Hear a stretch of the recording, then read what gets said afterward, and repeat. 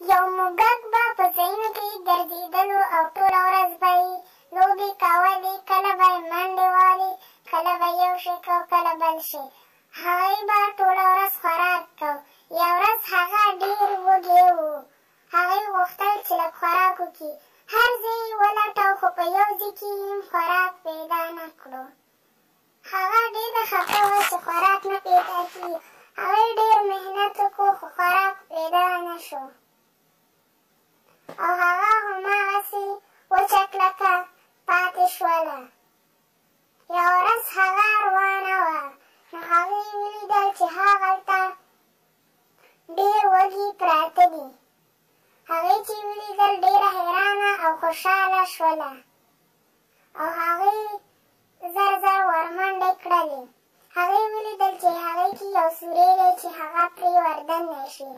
هغه ډېره خوشحاله وه او ډېره په اسانۍ سره وردننه شوله.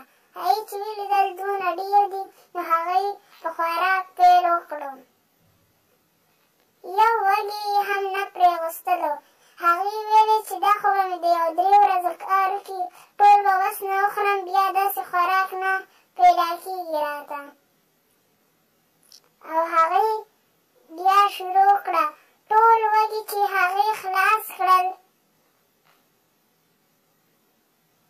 نو د هغې خېټه وپړسېدله او هغه هلته کېناست او ډېر ستړی و. هغې د خپل خوراک نه ډېر کړی و، ځکه یې خېټه دونه پړسېدلې وه. او هغه چې په هغه سوري راوتله، نو نه شوه راوتلی، ځکه چې د هغې خېټه غټه شوې وه. هغې ډېر زورونه وکړل، خو هغه د هغې سوري نه نه شوه راوتلی. هغه ډېره خفه وه چې هغه به څنګه راوځي.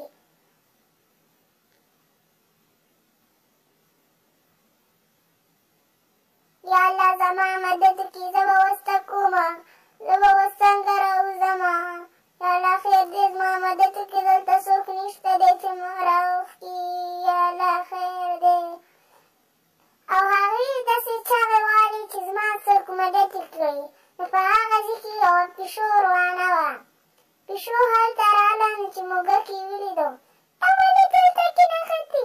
خیر دی ما خلاصه کړه، زما خېټه غټه شوې ده، اوس زه نه